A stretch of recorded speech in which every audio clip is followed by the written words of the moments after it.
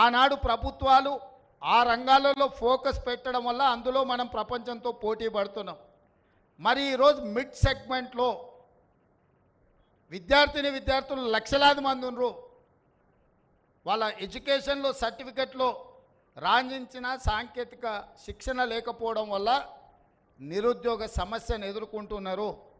ఆ mid segment మీదనే మా ప్రభుత్వం యొక్క ఫోకస్.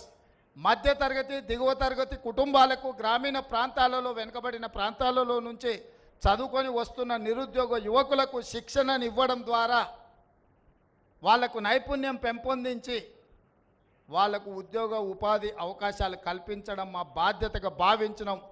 దాంట్లో భాగంగానే మొదటి మెట్టు ఇవాళ మల్లెపల్లి ఐటీఐలో మా ప్రభుత్వం నిర్ణయం తీసుకున్నది, ప్రారంభించింది. తొందరలో రాష్ట్రం నలుమూలల 65 ఐటీఐలను అత్యంత అధునాతనంగా తీర్చిదిద్ది రాష్ట్రంలో ఉండే లక్షలాది మంది నిరుద్యోగ విద్యార్థులకు శిక్షణ ఇవ్వడం జరుగుతుంది. ఇందులో నైపుణ్యం నేర్చుకుంటే మీరు సొంతంగా వ్యాపార సంస్థలు పెట్టుకోవచ్చు. ఇందులో మీరు నైపుణ్యం నేర్చుకుంటే ప్రభుత్వం కూడా మీరు వ్యాపారాలు పెట్టుకోవడానికి అవసరమైన ఆర్థిక సహాయాన్ని మీకు అందించడానికి ప్రభుత్వం ముందుకు వస్తుంది. మీకు నేర్పించడం ద్వారా మీ భవిష్యత్తుకు ఒక విశ్వాసాన్ని, నమ్మకాన్ని మన ప్రభుత్వం కల్పించాలి అని అనుకుంటుంది. అందుకే ఈ వేదిక మీద నుంచి మీడియా మిత్రుల ద్వారా తెలంగాణ రాష్ట్రంలో ఉన్న లక్షలాది మంది నిరుద్యోగ విద్యార్థులకు భవిష్యత్తులో చదవాలనుకున్న వాళ్లకు చేరండి ఐటీఐల్లో. ఇంతకుముందు వేరు, ఇప్పుడు వేరు. గతంలో ఐటీఐ అంటే ఇంకా ఎక్కడ చదువు, ఎక్కడ అవకాశం లేక ఏం పని లేకుంటే ఐటీఐ చేరుతారు అన్నట్టుకు ఒక అభిప్రాయం ఉండేది. ఇప్పుడు ఐటీఐలో చేరడానికి పోటీ పడే విధంగా అడ్వాన్స్ టెక్నాలజీ సెంటర్స్ కింద ఈ ఐటీఐలను మారుస్తాము. భవిష్యత్తులో కంప్లీట్గా ఈ శాఖ నా దగ్గర ఉండి నేనే ఫోకస్ పెడతాను. ముఖ్యమంత్రిగా నేనే వీటిని పర్యవేక్షించదలుచుకున్నా.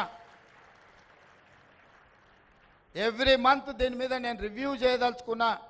మా శాఖ మంత్రి శ్రీధర్ బాబు గారి సహకారంతో నేనే ప్రత్యక్షంగా పర్యవేక్షించి ఈ రాష్ట్రంలో ఉండే లక్షలాది మంది విద్యార్థులకు ఒక నమ్మకాన్ని, విశ్వాసాన్ని కల్పించాలన్న ఆలోచన.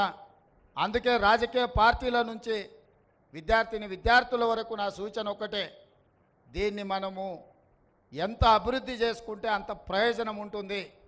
రేపు సాంకేతికంగా నిర్మాణ రంగంలో కానీ, ఇతర రంగాలలో కానీ, ఇండస్ట్రియల్ సెక్టర్లో కానీ, వివిధ రంగాలలో ఏ దేశంలో చూసినా మన రాష్ట్రంలో ట్రైనింగ్ పొందిన మన రాష్ట్రానికి సంబంధించిన విద్యార్థులే ఉండాలి అనే బలంగా కోరుకుంటున్నా. మిడిల్ ఈస్ట్ దేశాలలో ఉన్న నిర్మాణ రంగంలో మన దగ్గర శిక్షణ పొంది నైపుణ్యం ఉన్న వాళ్ళే పూర్తి స్థాయిలో అక్కడ ఉపాధి అవకాశాలు పొందాలని ఆకాంక్షిస్తున్నాము. వీటికి సంబంధించి అన్ని రకాల కార్యాచరణతో పకడ్బందీగా మా ప్రభుత్వం అమలు చేయాలనుకుంటుంది.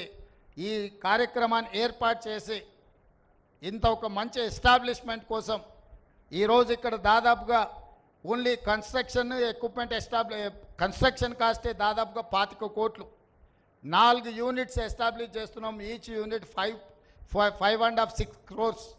అదేవిధంగా ఇందులో పెట్టే మొత్తం యంత్రాలు, రోబోసు ఇవన్నీ కలిపితే దాదాపుగా ఒక 50 కోట్ల రూపాయలతోని ఈరోజు ఈ సెంటర్స్ని అన్నిటిని కూడా మనం అభివృద్ధి చేసుకుంటున్నాము. మొత్తం రాష్ట్రంలో 2,324 కోట్ల రూపాయలతోటి 65 ఐటీఐలను అడ్వాన్స్డ్ టెక్నాలజీ సెంటర్స్గా మనము మార్పు చేయబోతున్నాము.